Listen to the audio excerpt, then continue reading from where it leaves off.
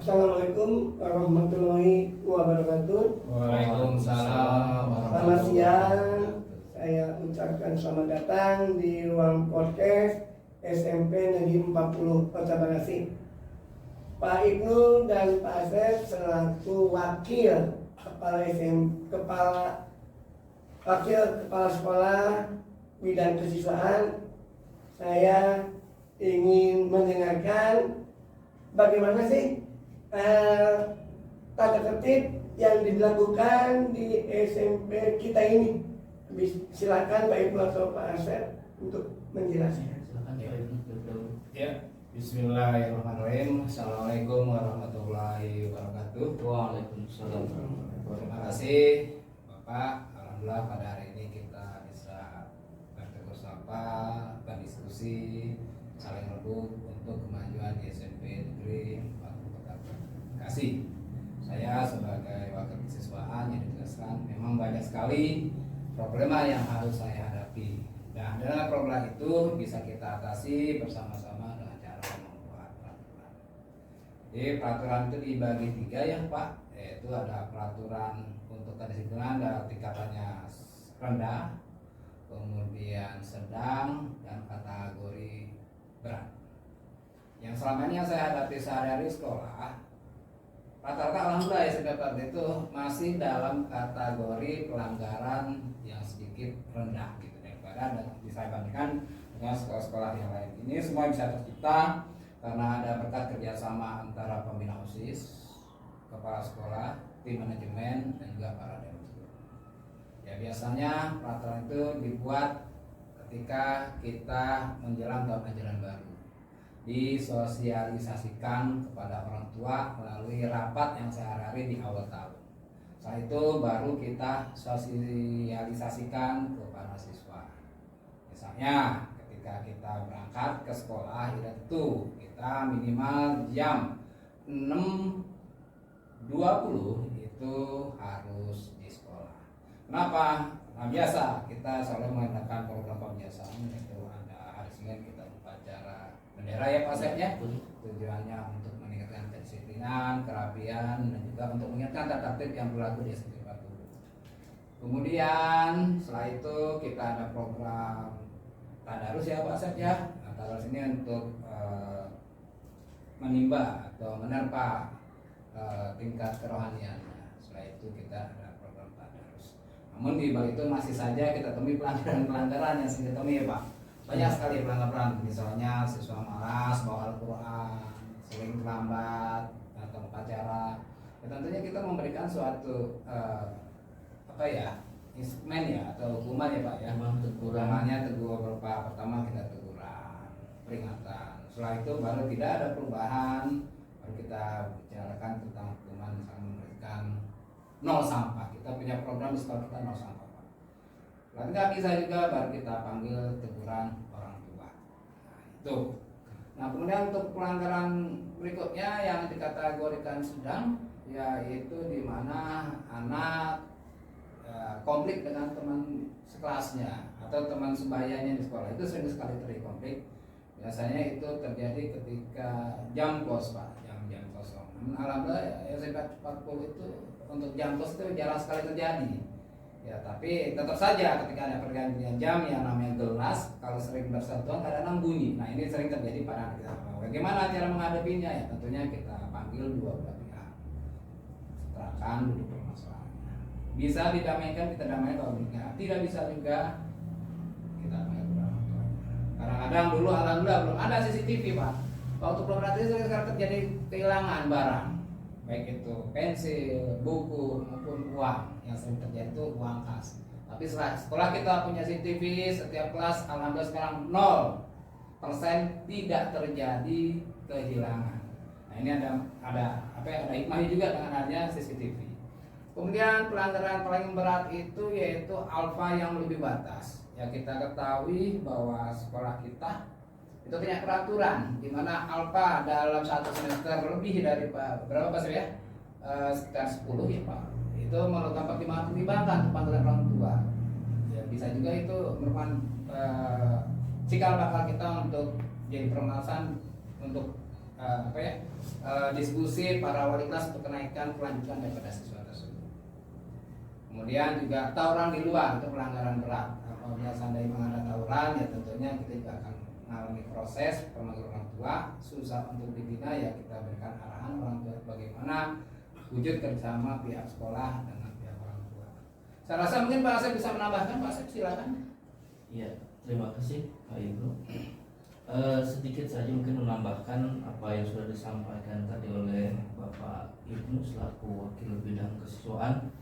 Saya selaku pembina OSIS tentunya di bawah naungan dari wakil kesiswaan juga ikut andil untuk kegiatan-kegiatan kesiswaan di SMP 40 Kota Bekasi ini, Pak. Ya, di antara seperti apa yang sudah disampaikan oleh Bapak Ibnu, bahwa kita di SMP 40 Kota Bekasi ini setiap pagi memang ada kegiatan untuk pembiasaan, maka anak diwajibkan untuk datang lebih awal sebelum jam KBM itu dimulai.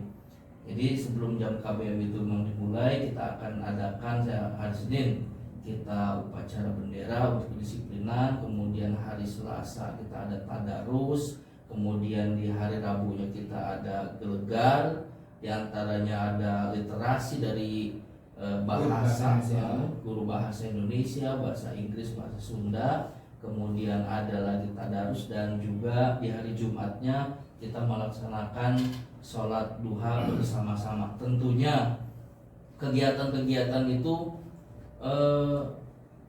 untuk meminimalisir daripada kecenderungan anak untuk berbuat hal-hal yang negatif, Pak, seperti kerohanian. Mudah-mudahan dengan adanya tadarus, dengan adanya sholat duha bersama-sama, itu meningkatkan rasa kerohaniannya yang tinggi lagi, untuk mengingat betapa pentingnya kegiatan tersebut sehingga bisa mencegah anak untuk melakukan hal-hal yang di luar kewajaran, Pak, atau pelanggaran-pelanggaran, kenakalan-kenakalan anak yang sekarang ini memang lagi marak kayaknya, Pak Ibnu, ya. Iya, betul. Karena di mana-mana kita lihat berita itu, terutama anak sekolah tingkat SMP, memang masa-masanya lagi mencari jati diri, Pak.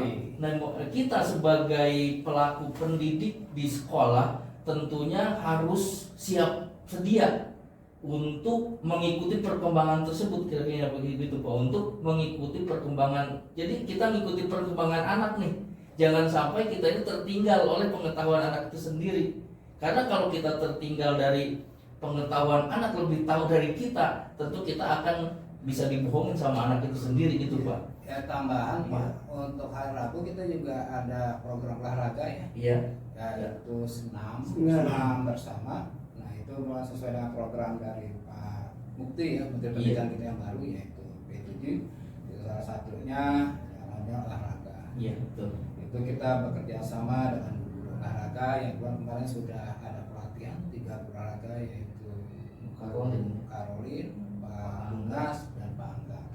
Selain juga kita sebelum Pak, kita ada yang namanya program makan bergizi, Pak. Iya, betul. Kita ada program makan bergizi yang Program bergizi yang di pemerintah, ya, apa inisiatif? Ini inisiatif dari kita Anak-anak. sendiri, anak-anak. Sebelum itu dari semasa zaman saya sebagai pembina OSIS sudah ada, Pak. Jadi setiap semester itu 2 kali kita makan bareng, kita tentukan bawahnya apa saja, yang penting mengandung 4 sehat 5 sempurna. Kemudian setelah saya menjadi Wakasek, diteruskan oleh Bu Tanti, ya, waktu itu yang ada pengarahan langsung dari Bandung, dan sekarang sudah mulai diterapkan. Nah, cuma nih kita berusaha untuk lebih giat lagi, Pak. Apalagi sekarang ada program pemerintah makan bareng bergizi. Berarti kita sudah melampaui daripada kerja pemerintah, Pak. Kalau yang sekarang kan dijaga oleh pemerintah. Sekarang dijaga oleh pemerintah. Kalau itu kita bahasnya sendiri dari rumah, Pak. Kalau tahun lalu ya, kita inisiatif mengimbau sendiri. orang tua untuk menyiapkan Ya. makanan, Sarapannya, ya. anak bawa bekal lah ya. Gitu. Kemudian tambah dengan literasi, anak-anak juga belajar membaca. Memang pada saat ini kita anak-anak tuh enggan sekali untuk membaca, Pak. Iya. Nah, oleh sebab itu penggalakannya dengan cara literasi. Bahkan sekarang di negara-negara luar itu dibudayakan membaca dan tulis tangan. Iya. Ya, tulis tangan itu dikembangkan lagi. Kenapa? Karena itu ada kevakuman dalam berkreasi, dalam mengarang, dalam nulis. Karena kenapa? Program kita lebih banyak pada IT. Tadi udah dijelaskan oleh Pak itu oleh Pak Asep, banyak pembiasaan-pembiasaan dan kegiatan-kegiatan kesiswaan yang tujuannya mendisiplinkan siswa. Nah, yang bagaimana sih cara agar program ini berjalan dengan baik dan sampai tujuannya tercapai secara efektif dan efisien? Gimana sih caranya bapak-bapak kesiswaan ini nih supaya program sekolah ini yang tadinya membina akhlak yang akhlak yang soleh dan soleha, bagaimana caranya agar program ini tersampai dengan baik? Baik Bro, mohon maaf sebentar. Pertama Pak, mungkin kalau dari saya konsisten Pak. Iya. Perlunya konsisten dari kita sendiri, dari pembimbing itu sendiri, supaya ketika itu sudah berjalan, kalau misalkan nanti terputus, itu mulai dari nolnya lagi itu akan sulit Pak. Makanya kalau kita konsisten setiap pagi terus kita laksanakan itu, maka anak akan terbiasa. Jadi kalau anak sudah terbiasa, ya nggak sulit lagi untuk memulai itu semua. Yang pertama, yang kedua mungkin perlu adanya kerjasama. Yang penting kerjasama itu Pak, di antara kita, di antara guru, bagaimana caranya supaya semua kegiatan itu bisa berjalan dengan baik. Tentu harus ada koordinasi antara satu dengan yang lain. Dukungan itu Pak, kira-kira. Saya setuju ya sama pendapat Asep itu, bahwasanya untuk mendidik dan membiasakan itu harus dilakukan secara konsisten ya. Harus konsisten dan kesinambungan, terutama antara tahun lalu dengan tahun sekarang itu saling menyambung ya. Dan sampai tahun lalu dirasakan terputuslah di tahun sekarang. Jadi anak ini biasanya masuk kuping kanan, keluar kuping kiri. Itu yang pertama. Jadi harus konsisten, itu kuncinya. Yang kedua, itu harus ada kerjasama. Karena pembinaan siswa, terutama SMP, itu bukan tanggung jawab kesiswaan saja, tapi tanggung jawab semua stakeholder yang ada di SMP Negeri 40, bahkan orang tua pun harus ikut. Kenapa? Tanpa adanya monitoring dari orang tua, anak itu tidak bisa terpantau. Nah, yang ingin saya tanyakan kembali, bagaimana sih persiapan tim kesiswaan dalam menyambut ya pelaksanaan penilaian akhir jenjang atau PSAJ? Apa ada persyaratan khusus atau ada kolaborasi antara panitia dengan kesiswaan? Terima kasih Bapak. Tentunya saya mau menambahkan lagi tentang Pak Asep, nanti saya masuk ke bahasan berikutnya. Salah satu yang saya harapkan untuk biar kegiatan kesiswaan dan lain bisa berjalan, itu harus ada kerjasama, terutama dengan mulai dari diri kita sendiri Pak. Khususnya apa? Guru harus mau terjun. Ketika tadarus ya kita tadarus bareng. Ketika sholat duha ya kita sholat. Itu yang saya harapkan. Jadi anak itu biasanya mencontoh dari figur yang telah ada. Jadi orang KBK besok-besok ya kita coba-coba antara guru ya, yuk terjun bareng-bareng, kita bina bareng-bareng. Betul kata Bapak tadi bahwa untuk membina siswa itu bukan tugas pada kesiswaan OSIS dan wakaf kesiswaan aja. Kemudian untuk kegiatan ujian apa ya, ulangan semester, apa namanya, PSAJ. Ya tentunya menjelang setelah upacara selesai, ada hal yang perlu kita terangkan ke anak-anak. Bagaimana kedepannya untuk menghadapi ujian tersebut. Salah satunya apa? Terutama saya inginnya itu Pak, ujian itu berlaku dengan keadaan kondisi anak itu rapi. Makanya syarat daripada untuk mengikuti ujian tersebut atau ulangan akhir semester tersebut, ya tentunya semua harus sudah sesuai dengan tata tertib apa? Rambut harus dipotong rapi. Kemudian kita informasikan nilainya apa saja yang kurang, kita kerjasama dengan para guru mata pelajaran untuk disampaikan kepada para siswanya yang mengalami kesulitan dalam proses pengambilan penilaian yang kurang-kurang. Mungkin Mas bisa tambahkan, Mas?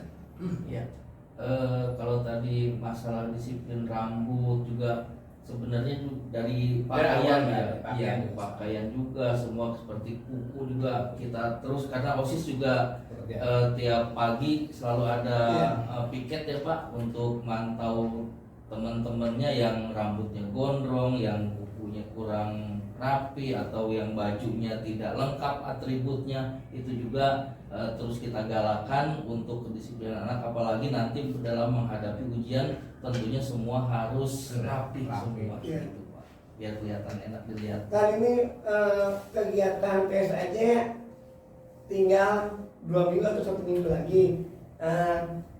Bisa nggak nih kira-kira kesiswaan berkolaborasi atau kerjasama dengan kurikulum? Kalau rambutnya tidak rapi, pakaiannya tidak rapi, tolong kartu PLAJ-nya jangan diberikan. Itu salah satu punishment.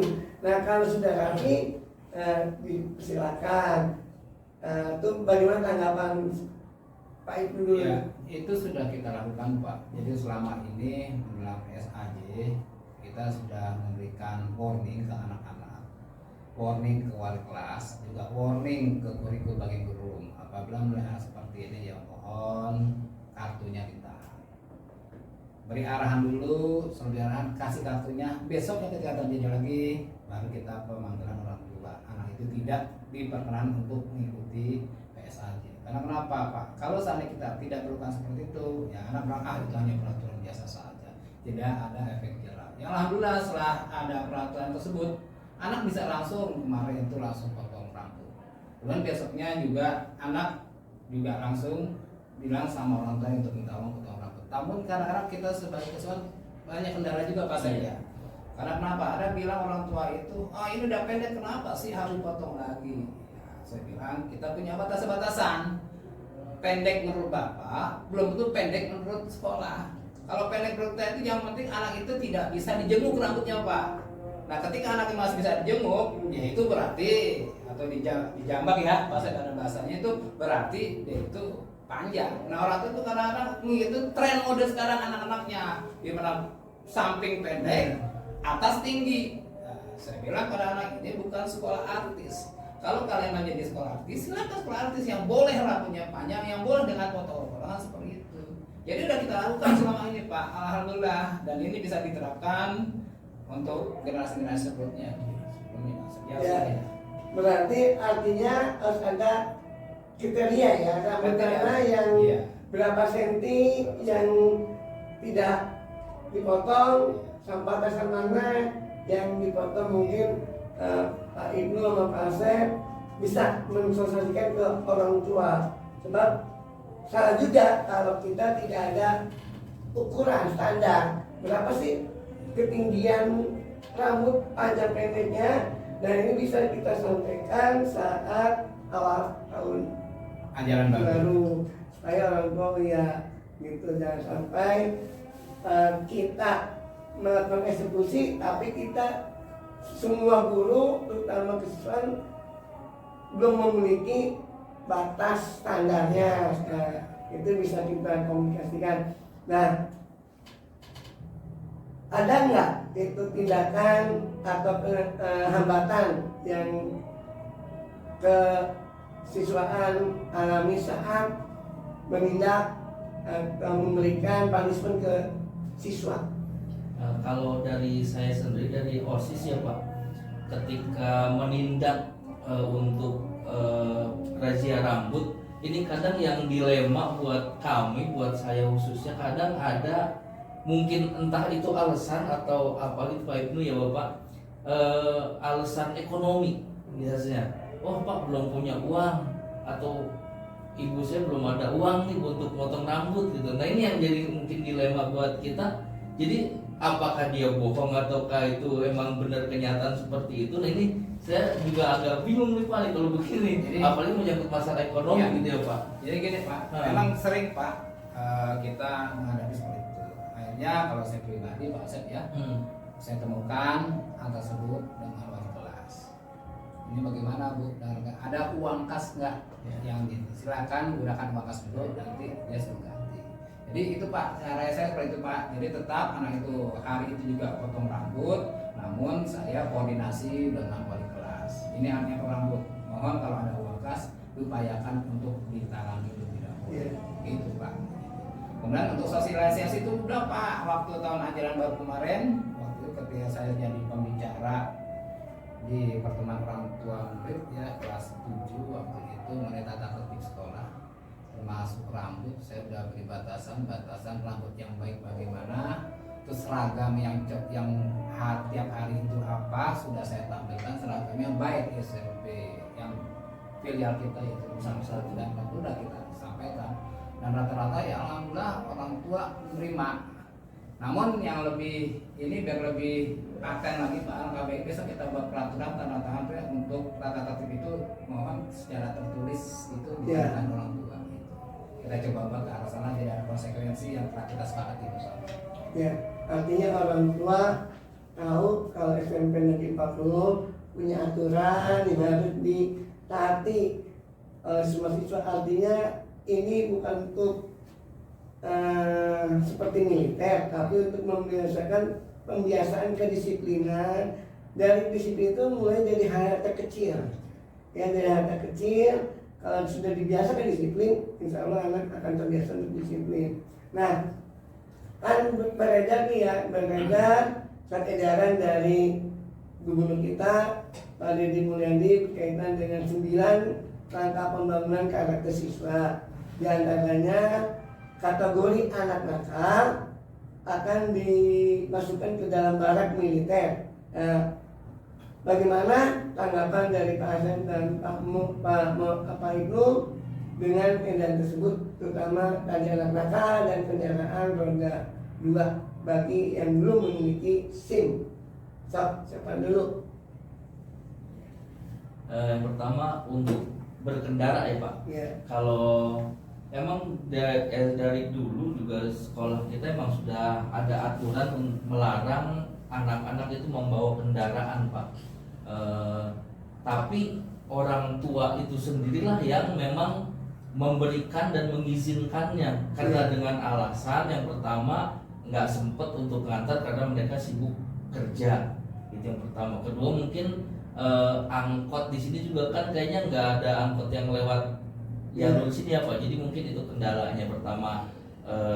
Orang tuanya juga sibuk Berarti kerja. bisa kita rundingin kan, Iya. sosialisasikan sama orang tua nih dengan kendaraan ya Pak. Iya, Saya stop iya. lanjut.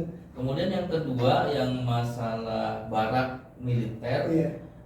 Kalau saya pribadi itu membantu Pak, Iya. karena kita sudah beberapa kali kejadian anak tawuran. Ketika kita sudah panggil oleh pihak sekolah, kita sudah bertemu dengan orang tuanya pun ternyata mentok Pak. Solusinya kayaknya nggak ada jalan keluar gitu Pak. Walaupun anak itu sudah masuk ke polsek misalkan, tapi tidak ada efek jerak yang bisa anak itu kapok. Ya, buat saya kalau memang itu bagus, setuju aja Pak. Jadi membantu kita juga meringankan tugas kita di sekolah Pak. Gitu. Ya, Pak Ibnu, bagaimana tanggapannya? Ya untuk anak kembali ke barak ya Iya. apabila sulit kita atasi. Pada dasarnya kalau saya pribadi kita dulu kategorinya. Kalau memang seandainya sulit untuk diatur ya baru kita pertimbangkan. Selama ini kita masih bisa menangani ya kita tangani dulu dengan sebaik-baiknya. Tentunya ya dengan kerjasama dengan orang tua dulu Pak. Kita tidak langsung jasmen wah ini harus ke barak. Nah, jadi kita kerjasama dengan orang tua bagaimana dengan perubahan ada atau tidak. Kalau seandainya tidak ada kita tawarkan untuk lebih bagus lagi. Ayo kita meningkatkan disiplin acara belajar disiplin dengan pihak militer. Iya. Karena sekolah dah sulit untuk hal tersebut. Tapi kita coba tangani dulu Pak di sekolah dulu. Kalau memang kita mengalami kesulitan, baru kita koordinasi dengan orang tua, koordinasi dengan BP dan sebagainya. Kalau bisa kita tangani, kalau nggak bisa baru kita arahkan ke sana Ya. Ya, jadi intinya kita memanggil orang tua, kalau orang tua masih sanggup, kita bina bersama-sama, kalau tidak sanggup ya kita rekomendasikan untuk dididik secara militer. Nah, berkaitan dengan wisuda ya, apa pelepasan kan, pelepasan adalah seremoninya yang 3 tahun sekali ya. Anak sudah belajar di ini, dia pengen sekali menguapkan kebahagiaannya dia sudah lulus dari SMP. Apa sih keinginan dari anak-anak kita khususnya kelas 9 nih, Pak Ibu dan Pak Asep? Ya, sebetulnya Pak, kegiatan kelas 9 sudah turun menurun ya dari zaman saya sekolah itu tetap ada perpisahan Pak. Baik itu perpisahan melalui di sekolah, baik itu di gedung, ataupun kita perpisahan di luar daerah. Namun sekarang semakin lama kan zaman semakin berubah, apalagi pada saat sekarang kita ketahui perekonomian Indonesia itu dengan sulit. Tentunya berdampak dari penghasilan orang tua siswa. Maka lahirlah ya, statement dari orang tua siswa melengkapi perpisahan itu ditiadakan. Kalau saya pribadi sebelum ditiadakan sih Pak, perpisahan itu bisa dilakukan dengan cara apa? Sesederhana mungkin, sesuai dengan anjuran Kang Deddy, bisa dilakukan sekolah. Memori itu kan bukan didapat dari hal perpisahan itu saja, tapi setiap kita 3 tahun menunggu pendidikan itu bagian daripada memori. Bukan memori itu merupakan suatu perpisahan saja. Boleh perpisahan, tapi ya saya gerakan sesederhana mungkin. Jangan sampai mengeluarkan biaya tambahan. Ya selama ini terserah Pak, ada juga orang tua ngeluh ke saya, itu terlalu mahal Pak biayanya. Ya yuk kalau mau kita bicarakan jenis perpisahan apa yang ibu mau. Tapi kita sekolah hanya sebagai penyedia saja. Gitu Pak. Yeah. Nah, kita tunggu tanggapan dari para ibu-ibu. Kalau memang mengadakan, tapi ke sekolah hanya sebagai undangan saja, sebagai tamu saja. Selebihnya ibu yang koordinir. Jangan sampai biaya itu terlalu mahal. Yeah. Gitu. Kalau ada komunikasi dua arah antara orang tua dengan sekolah, memang ada titik temunya. Jangan sampai tidak ada komunikasi, tiba-tiba orang tua inisiatif mengumpulkan, gimana nanti orang tua yang lain sebagian mampu, sebagian tidak. Nah, yang tidak mampu itu mungkin ada rasa minder. Nah, jadi kesiswaan sudah memberikan solusi ya, diajak rundingan lah ya, komunikasi antara orang tua dengan sekolah ya. Ya Pak, kita sudah berbicara. Kalau saya sudah bertemu dengan Korlas sekitar 2 kali Pak. Namun di Korlas kemarin juga saya diundang, tapi karena saya tidak bisa, saya nggak datang Pak. Saya ditelepon. Kemarin itu posisi saya main sekolah, HP tidak bawa. Nah, Korlas itu nelpon saya telepon mereka, ada Pak. Iya Pak, kami ada di kafe. Kenapa ada di kafe? Untuk undang Bapak bicara masalah perpisahan. Ya kan kita sudah sepakat, perpisahan jangan membebani. Kemudian ayo kita lakukan sederhana mungkin. Ya Pak, sudah kita laksanakan. Kapan pelaksanaannya? Ya pelaksanaannya nanti tinggal nunggu sepakat kita saja. Insya Allah setelah kelulusan ya Bapak pengumuman kelulusan, pengumuman yang kita baru syukuran aja Pak. Mungkin cuma tumbang aja, udah gitu. Hari berikutnya, hari berikutnya sekitar prosedur cuma tumbangan doang Pak. Itu wujud rasa syukur ya. Wujud rasa syukur kalau anak-anaknya sudah lepas dari SMP lanjut ke jenjang yang lebih tinggi. Jadi Bapak umumkan kan tuh hari Jumat kalau tidak salah, Bapak nanti umumkan bahwa anak dengan jumlah segini lulus, misalnya ada yang lulus ada yang enggak. Nah besoknya baru kita tas. Ya, orang tua ingin mengungkapkan rasa syukur itu dengan makan bersama atau numpang. Ya, mungkin Pak Hasan bisa menambahkan. Kebetulan Pak, kemarin saya juga baru berapa kali ketemu dengan Korlas saya, yaitu tadi apa yang Pak Ibnu sampaikan tadi, sama memang keberatan dengan nominal sekian, dan alhamdulillah kita menemukan titik temunya. Alhamdulillah sudah ada solusi, dan itu tadi kita akan mengadakan yang sesederhana mungkin tapi berkesan bagi anak-anak gitu Pak. Ya, berkesan bukan berarti mahal. Iya, berkesan Ya, mahal. bukan berkesan mahal. Tapi sederhana, kalau berkesan akan terkenang sampai dia berumah tangga. Ya, demikian podcast kita siang hari ini. Apa yang Bapak Ibu dan Pak Asep sampaikan bisa didengar oleh anak-anak kita, bahwasanya menjelang PSAJ tata tertib rambut pakaian tetap memenuhi standar yang sudah ditetapkan, potongan rambut seperti apa, pakaiannya masih bagaimana. Ya mungkin selain dari Pak Ibu dan Pak Asep kan kesiswaan, dan itu jadi waras juga ya. Iya. Nah, bagaimana sih himbauan waras ke putra putri siswa Pak Ibnu? Apa himbauannya? Mungkin nanti sebagai closing aja, dikasih di podcast kita, himbauan dari Pak Ibnu untuk anak didiknya, himbauan Pak Asep untuk anak didiknya. Silakan dari kelas 9 berapa, Pak? Saya 9B. 9. Saya 9B. Ya, sekarang ada 9B dulu. Ya, 9B. Ya, himbauan atau gimana? Ya, saya selaku waras dari 9B untuk anak-anakku di 9B tetap semangat belajar. Ya, walaupun mungkin kita tidak bisa untuk study tour keluar kota, tapi tetap tujuan kita yang utama adalah menuntut ilmu. Mudah-mudahan ilmu yang selama 3 tahun ini kalian dapat di sekolah di SMP 40 Kota Bekasi ini menjadi ilmu yang manfaat dan kalian semua menjadi anak yang soleh dan soleh. Ya.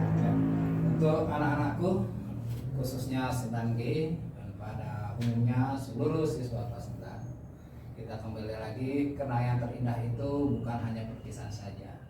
Kenangan yang terindah itu selama kita bergaul dengan guru, bergaul dengan teman, bergaul dengan kakak kelas, bergaul dengan warga sekolah. Itulah bagian kenangan kita. Ayo, jangan putus asa. Dengan tidak adanya kita kegiatan perpisahan, berarti kita bukan hilang segala-galanya. Kemudian saat ini kita sudah masuk untuk PSAJ, tentunya menentukan apakah kalian bisa melanjutkan atau tidak. Pesan Bapak sebagai wali kelas, pertama banyak berdoa biar kalian bisa lulus dengan baik. Kedua belajar, ketiga patuhilah guru kalian dan orang-orang, berikan kenangan indah terhadap sekolah, terhadap kakak kelas, terhadap guru dengan berperilaku yang baik. Yuk belajar bareng-bareng dan ingat, jangan coba-coba kalian main motor. Biasa rintangan dari kakak kelas 9 menghadapi ujian itu yang pertama adalah motor, celaka, sering kali terjadi. Jadi itu pesan Bapak, belajar rajin, ayo kita tatap masa depan kita dengan cerah. Ya, terima kasih statement dari Pak Asep dan statement dari Pak Ibnu. Semoga apa yang disampaikan oleh wali kelas 9 ini bisa diamalkan, diingat selalu oleh siswa-siswanya. Dengan akhirnya statement dari Bapak kelas, Alhamdulillah podcast di siang hari ini. Saya ucapkan terima kasih. Wassalamualaikum warahmatullahi wabarakatuh. Assalamualaikum warahmatullahi wabarakatuh. Wabarakatuh. Berarti itu besok untuk skenario dulu Pak.